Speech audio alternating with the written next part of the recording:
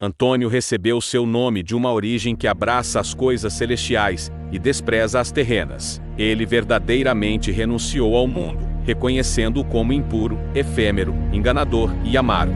Agostinho expressou essa visão ao questionar por que o mundo sujo causa tanto alvoroço, tentando nos perder, nos prender e fugindo de nós. Ele se perguntou o que aconteceria se o mundo fosse permanente e nos enganaria com doçura, em vez de oferecer apenas mentiras amargas disfarçadas de doçura. Atanásio escreveu sua biografia.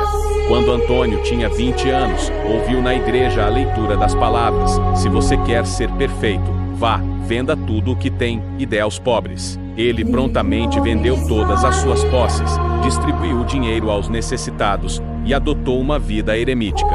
Essa decisão o expôs a inúmeros tormentos provocados pelos demônios. Em uma ocasião, Antônio resistiu ao desejo da fornicação com base em sua fé. Ele orou e pediu para ver o demônio que seduzia os jovens.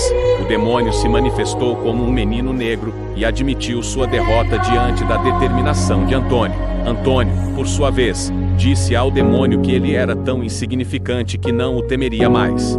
Outro incidente ocorreu quando Antônio fazia penitência em um túmulo e uma multidão de demônios o atacou. Antônio foi levado nos ombros, aparentemente morto. Todos acreditavam que ele havia falecido, mas, surpreendentemente, Antônio recobrou a vida. Ele instruiu seu servo a levá-lo de volta ao mesmo túmulo. Lá, estendido novamente, apesar da dor de seus ferimentos, ele desafiou os demônios para mais confrontos. Os demônios então assumiram a forma de diversas feras, dilacerando seu corpo com mordidas, chifradas e arranhões. No entanto, uma luz maravilhosa apareceu de repente, fazendo os demônios fugirem, e Antônio foi imediatamente curado. Ao reconhecer a presença de Cristo, Antônio perguntou: "Onde você estava, bom Jesus?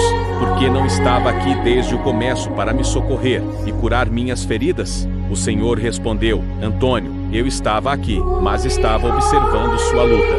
Como você lutou com tanta determinação, tornarei seu nome famoso em todo o universo." O fervor de Antônio era tão intenso que, quando o imperador Maximiano perseguia os cristãos, ele acompanhava os mártires. Enquanto viajava pelo deserto, Antônio encontrou um prato de prata e pensou: "Como esse prato está aqui, onde não há vestígios humanos? Se um viajante o tivesse derrubado, com certeza teria deixado alguma marca perceptível." Antônio reconheceu isso como uma artimanha do diabo, e o prato desapareceu como fumaça quando ele se recusou a ser enganado.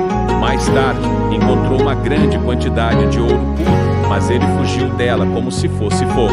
Por fim, chegou a uma montanha, onde passou 20 anos e realizou inúmeros milagres. Em um êxtase, Antônio viu o mundo inteiro coberto por redes entrelaçadas e perguntou: "Quem pode se libertar delas?" Uma voz respondeu: "A humildade." Em outra ocasião, os anjos começaram a elevá-lo no ar, mas os demônios tentaram impedi-lo, alegando os pecados que ele havia cometido desde o nascimento. Os anjos disseram aos demônios para apresentarem apenas os pecados cometidos após sua vida monástica.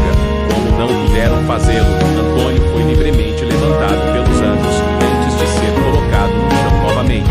Antônio foi questionado sobre como agradar a Deus, e ele respondeu com 3 princípios: manter Deus sempre diante dos olhos, basear as ações no testemunho das Sagradas Escrituras, e não abandonar as Escrituras rapidamente após a leitura. Outro abade perguntou o que deveria fazer, e Antônio aconselhou a não confiar em sua própria justiça, controlar seu apetite e sua língua, e esquecer o passado.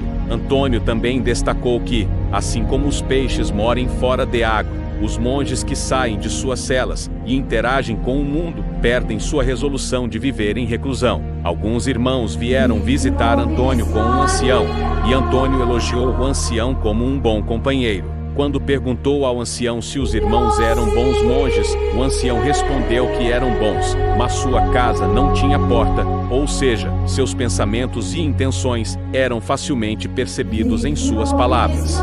Antônio falou sobre 3 tipos de movimentos corporais: os naturais, os causados pelo excesso de comida e os induzidos pelo demônio. Ele contou uma história sobre um irmão que não renunciara completamente ao mundo material e o comparou a alguém que tentava ter dinheiro e uma vida monástica ao mesmo tempo. Ele explicou que ambos enfrentariam adversidades semelhantes, sendo atacados e dilacerados pelos demônios. Em um momento de tédio, Antônio pediu a Deus para ser salvo, mas seus pensamentos o perturbavam. Ele viu um anjo que trabalhava e rezava alternadamente, e entendeu que deveria fazer o mesmo para alcançar a salvação. Os irmãos perguntaram a Antônio sobre o estado das almas, e ele teve uma visão naquela noite.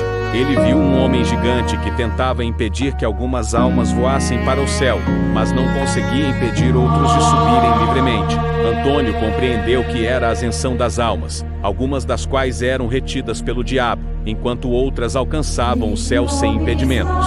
Por fim, Antônio enfatizou a importância da humildade, encorajou os irmãos a resistirem ao orgulho e explicou como os pensamentos e intenções podem ser percebidos pelas palavras e ações das pessoas. Ele também aconselhou os irmãos a perseverarem em suas lutas espirituais, mas a descansarem quando necessário. Essas histórias e ensinamentos de Antônio revelam sua profunda devoção, sua luta contra os demônios e sua sabedoria espiritual que continua a inspirar as gerações. Queridos irmãos, nossa gratidão é imensa por terem atendido a nossa prece, inscrevendo-se, compartilhando e curtindo nosso canal Mensagem de Deus. Vocês são luz em nossa jornada espiritual e continuaremos a partilhar inspiração e amor. Que a paz divina os abençoe. Muito obrigado por fazerem parte desta comunidade.